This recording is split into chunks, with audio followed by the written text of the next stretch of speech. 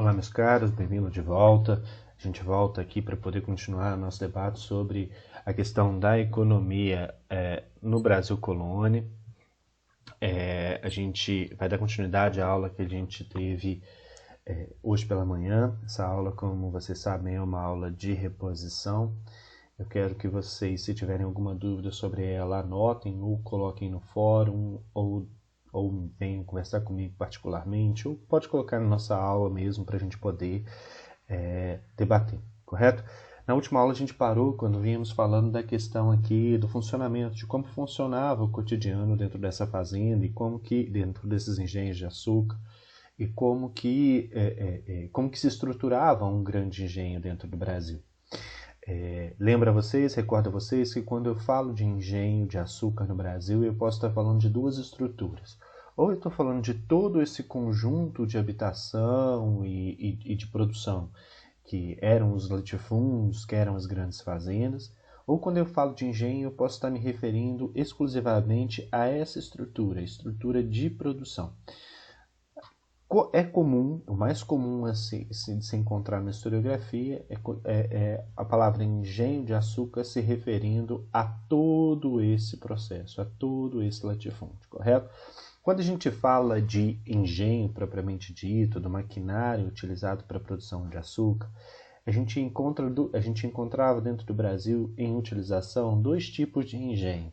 O engenho que era o chamado engenhos reais, que eram chamados de engenhos reais, e os engenhos que eram chamados de engenhos trapiches. Qual que é a diferença de um para o outro? Os engenhos reais eram engenhos já, de certa forma, que utilizavam de uma tecnologia mais apurada. Eram engenhos que funcionavam basicamente a partir da força hidráulica. E eram os mais difíceis de serem encontrados dentro do Brasil. Por quê? Porque necessitavam justamente de um investimento maior, de uma tecnologia maior, e necessitava obrigatoriamente de você ter uma força hidráulica para movimentar esse engenho, o que nem sempre a gente encontra nas diversas regiões dentro do Brasil. Então ele tinha que ser montado próximo a um rio, no local específico, para ter justamente essa força da água para movimentar esse engenho. Já os engenhos de trapiches, que eram os engenhos mais comuns de se encontrar dentro do Brasil, eles funcionavam com tração animal, com a força animal. Repare que esse engenho funciona justamente aqui, sendo puxado por bois. E aí a gente pode ter três tipos de tração utilizados para movimentar esse engenho. A gente pode ter essa tração de boi, que aí vocês estão vendo aqui, pode ser utilizado o cavalo, ou em alguns casos eram utilizados escravos que ficavam presos aqui, ou presos, ou com o feitor observando aqui, movimentando esses engenhos, praticamente durante todo o dia. Quais que são as etapas de produção do açúcar dentro do Brasil? A primeira etapa é a plantação, o cultivo da cana. Logo depois, quando essa cana ela é recolhida, ela é moída nesses engenhos. Então você tem o resultado aqui como resultado esse caldo de cana. Esse caldo de cana, conforme a gente pode ver aqui, ele é levado para uma estrutura de tachos sobre um forno, sobre fogo. E é esquentado até virar um melaço, que é essa estrutura que vocês estão vendo aqui. Logo depois, esse melaço ele é levado para formas e dá origem ao que nós conhecemos como rapadura.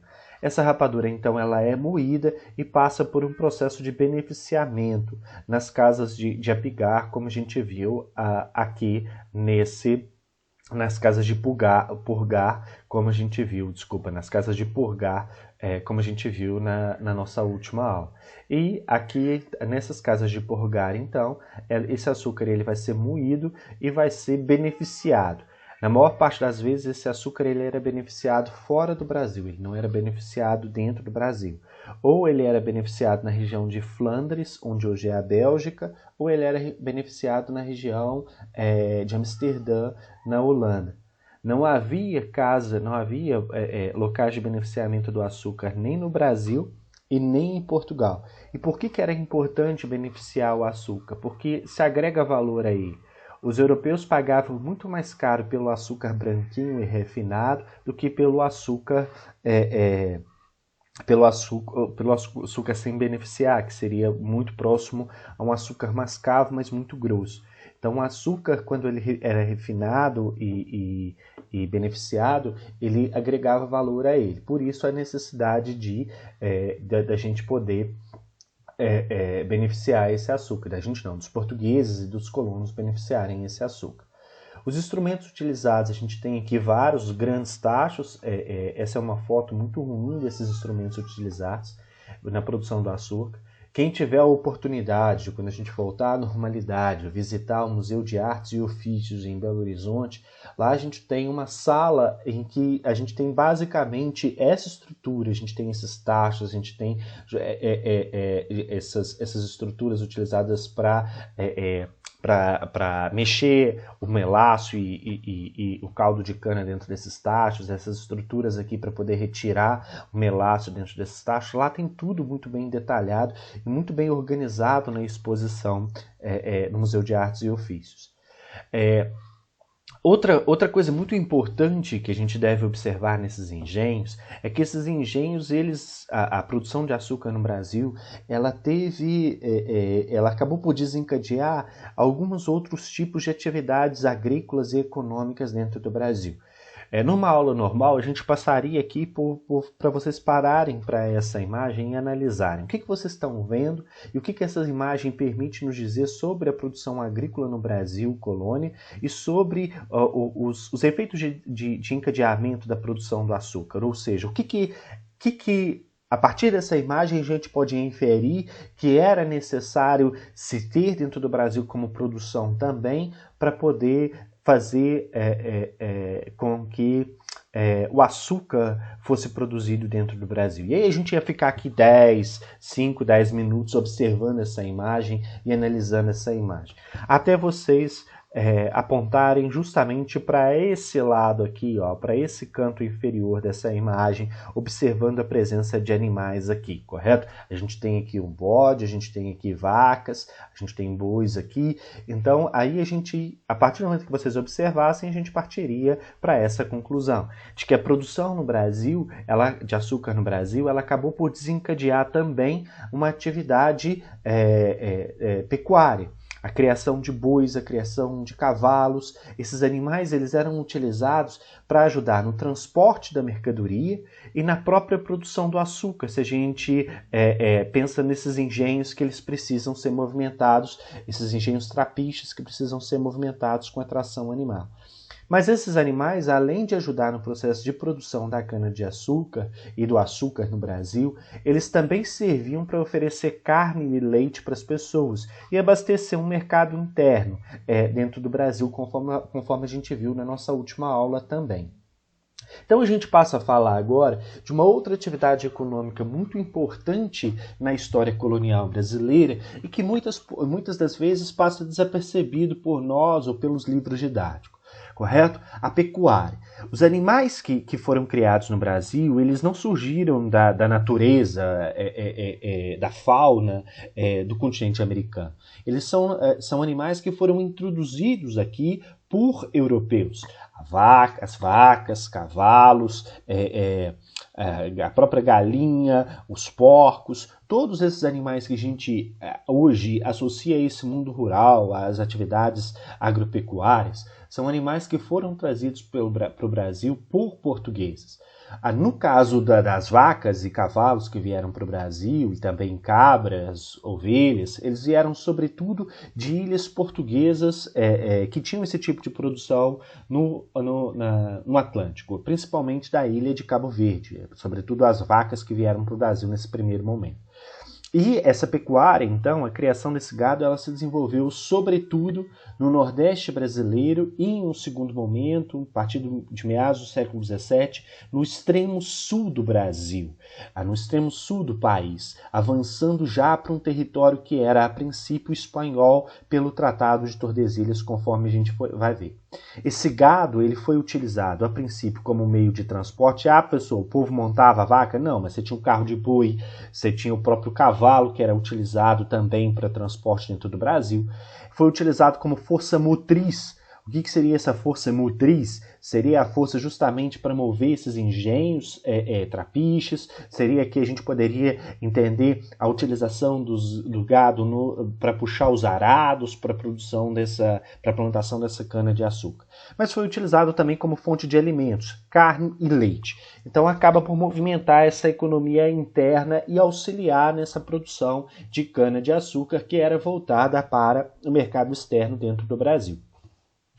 A princípio, uma das regras que a gente tem que entender sobre a questão da pecuária no Brasil é que em 1701, ou seja, no início do século XVIII, houve uma carta régia portuguesa, uma carta do rei, que tinha força de lei, que proibia a criação de gado numa extensão de 10 léguas do litoral brasileiro. Então, dentro de uma faixa de terra aqui de 60 quilômetros, alguns livros falam de uma faixa de 80 quilômetros entre o litoral e os sertões, nessa faixa foi proibido a criação de gado. Por que se proibiu a criação de gado nessas faixas de terra? Justamente para preservar essa faixa litorânea, que era conhecida como Zona da Mata, onde o clima era mais favorável, para ampliação dos canaviais, para plantação de cana. Logicamente, gado come capim, cana faz parte da alimentação desse gado, então para se criar esse gado tinha que ser num lugar em que você não planta cana-de-açúcar. Então, a princípio, no século XVIII, ficou proibido a criação de gado, a atividade pecuária nessa região litorânea dentro do Brasil, correto? Essa medida do governo ela acabou por contribuir para o desmembramento não, mas o desbravamento, a palavra aqui está errada, desculpe, não é desmembramento, mas é desbravamento, é da ideia de desbravar, de conhecer, de sair com incursões para dentro do território brasileiro, do que nós chamamos de sertões brasileiros. Então, o desbravamento desses sertões do interior do Brasil, quando eu falo de sertão, eu estou falando do interior, das matas fechadas, eu não estou falando de clima desértico, mas sim de matas, de um lugar que ainda não era habitado. Então, a criação de gado acabou permitindo isso, que esses portugueses, esses colonos adentrassem para dentro de um território que era até então desconhecido e pouco explorado. E permitiu também que eles extrapolassem o Tratado de Tordesilhas. Observe que o Tratado de Tordesilhas é essa linha imaginária, ela não era uma linha fixa e física. Então, fixa ela era, física que ela não existia, ela só estava na mente das pessoas. Então, a criação de gado foi adentrando para dentro do território brasileiro, permitindo assim que portugueses avançassem a colonização para dentro de um território que seria, a princípio, espanhol. E a gente vai ver que isso foi feito, inclusive, com aval do governo português. No Nordeste, a pecuária ela seguiu basicamente o curso de dois rios, que é o Rio São Francisco e o Rio Parnaíba. E aí a gente está falando justamente dessa área em verdezinho aqui e dessa outra área aqui em marronzinho aqui, em um marrom mais claro, em um bege aqui, correto? Então a pecuária ela seguiu justamente o curso desses rios dentro do Brasil. E uma das consequências, e as consequências dessa produção de gado, dessa criação de gado no Nordeste brasileiro são as seguintes. Primeiro, a interiorização da colonização, como a gente já viu. Então, esses colonos vão entrando cada vez mais para dentro desses sertões brasileiros. O desenvolvimento de um comércio interno, permitindo aqui o comércio de leite, o comércio de queijo, o comércio de carne, mas permitindo também o desenvolvimento de uma indústria relacionada ao couro. A ideia de você produzir roupa, de você produzir calçado, de produzir selaria. Então, todos esses derivados dos produtos da pecuária dentro do Brasil acabaram impulsionando o desenvolvimento desse comércio interno e a circulação de uma riqueza interna dentro do Brasil. E, ao mesmo tempo, essa pecuária ela acabou por priorizar um outro tipo de mão de obra, que não aquela mão de obra escrava, mas uma mão de obra livre, composta de mestiços, de indígenas, a utilização dessa mão de obra livre, que muitas das vezes recebia um pequeno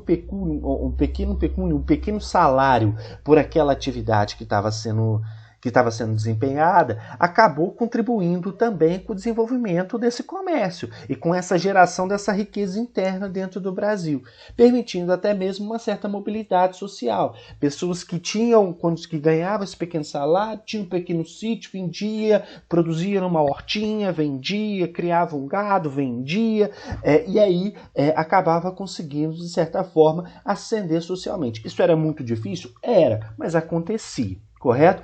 E a pecuária, da mesma forma que ainda hoje, na nossa atualidade, em outras regiões, como foi o caso do próprio Estados Unidos, acabou acirrando também conflitos entre esses colonos e populações indígenas, uma vez que esse gado acabava invadindo terras de aldeias indígenas e esses colonos tomavam essas terras como suas para a produção para a criação desse gado e acabavam entrando em confronto com índios. Alguns índios caçavam esses animais e acabavam sofrendo retaliações por parte dos produtores. Então esse conflito entre grandes criadores de gado e populações indígenas nativas do território brasileiro, ele se alastra desde a época da colonização, correto?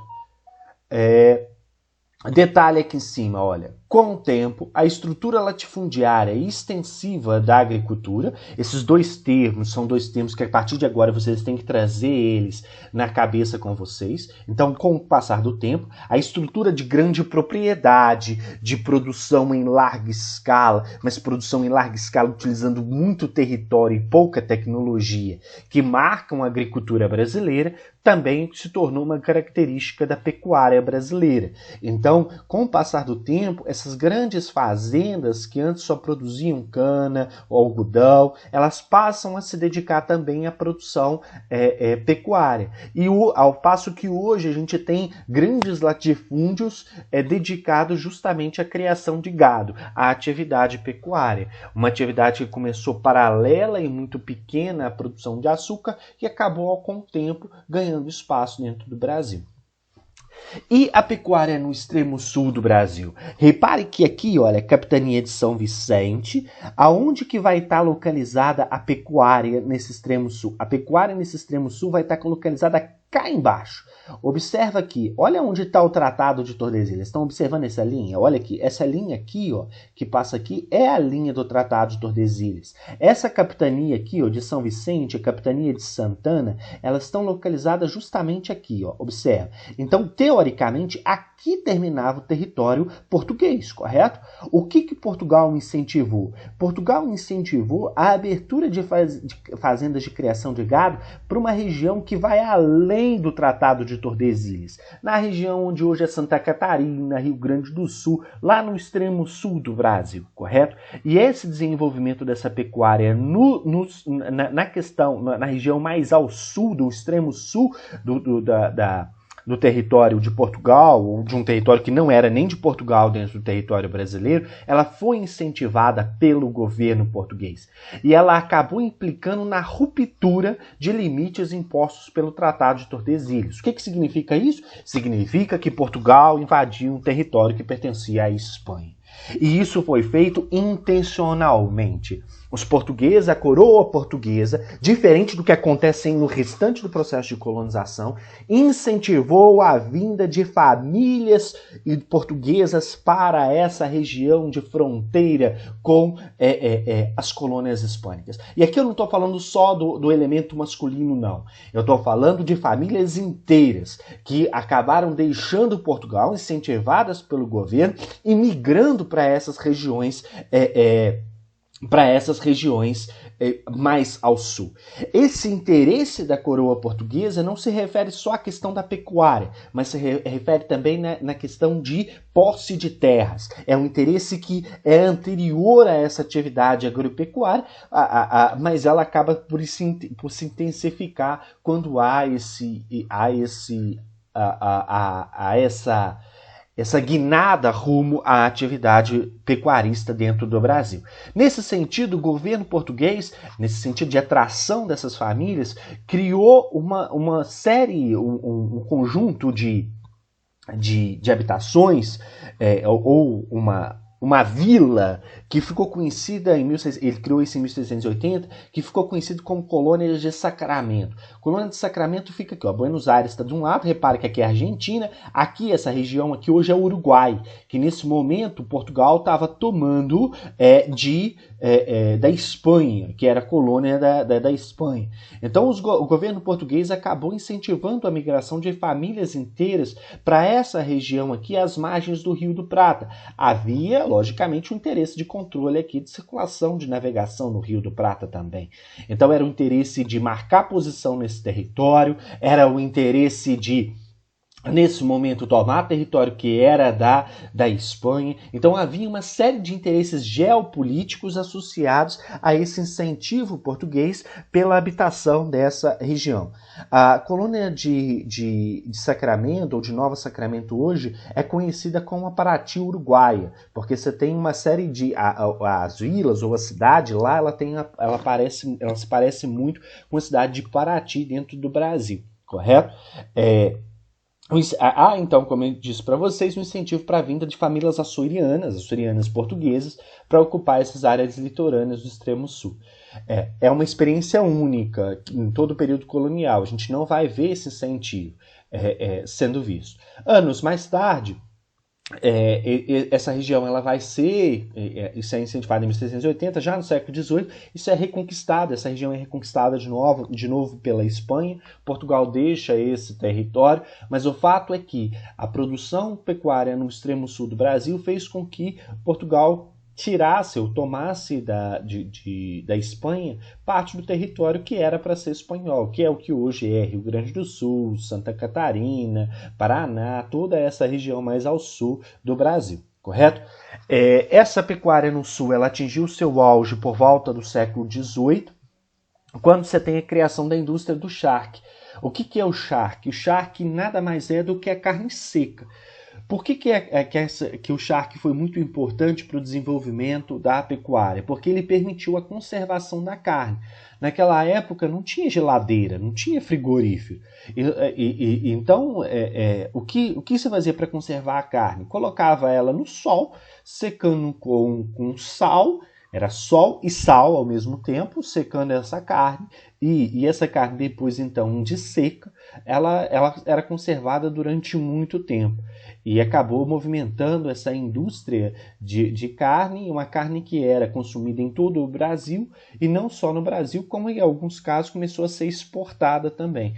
Então, a pecuária no extremo sul, ela acabou afirmando essa produção do charque, e muitos fazendeiros no sul afirmaram sua riqueza e sua importância dentro do Brasil com a indústria do charque. E essa pecuária no sul ela acaba por repetir a estrutura latifundiária e valer-se também do trabalho escravo de origem africana. Então ela repete aquela estrutura latifundiária e escravocrata que a gente viu, marcando a questão da agricultura no Nordeste brasileiro. E daqui vão surgir os grandes estancieiros do Rio Grande do Sul, os grandes fazendeiros do Rio Grande do Sul, que lá na frente, já com o Brasil independente, meados do século XIX, vão promover a famosa Revolta Farroupilha, a famosa Revolução Farroupilha no sul do Brasil, correto? Para a gente encerrar essa aula, eu trago para vocês um conceito muito importante, que é o conceito de brecha camponesa, que está relacionado também a essa economia, a essas atividades econômicas, e que a gente vai falar muito daqui para frente. O que seria a brecha camponesa? A brecha camponesa era o espaço que era dado dentro dessas grandes fazendas, dentro desses grandes latifúndios, para que escravos ou pequenos camponeses que trabalhavam dentro dessa fazenda pudessem cultivar os seus próprios alimentos. Então eram lotes de terras reservados para eles plantarem uma couve, para eles plantarem uma verdura, para eles plantarem um cereal, ou para criarem um porco, uma galinha, para que eles pudessem consumir. Só que, como às vezes sobrava um pouco, tinha um excedente de produção, esses escravos conseguiam até vender esse excedente de produção. esse esquema de um lote de terra reservado para que os próprios escravos produzissem seus alimentos acabou sendo criado dentro do Brasil com o objetivo de diminuir os custos de manutenção desses escravos por parte dos senhores. Mas se, por um lado, ele diminuía os custos de manutenção desses escravos, por outro, ele dava um espaço maior de liberdade para esses escravos e garantia a esses escravos também uma melhor alimentação, porque permitia a eles cultivar o alimento que eles queriam comer.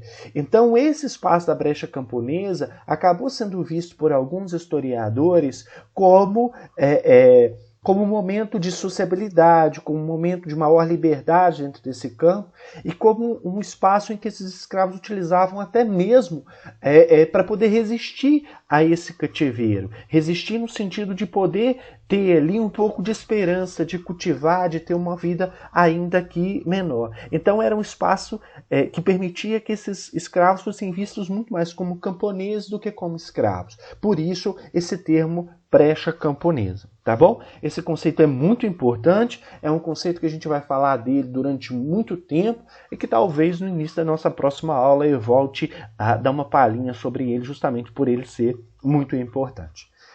Agradeço pela atenção de vocês, sei que está sendo muito puxado essas 2 aulas por dia, mas está sendo puxado para mim também, mas a gente vai vencer esse processo, tá bom? Peço a vocês agora que guardem as dúvidas que tenham para a gente poder saná-las e se dirijam à pasta de avaliação. Lá tem uma atividade para ser feita e ser respondida a respeito da aula de hoje, tá? Muito obrigado e até a nossa próxima aula.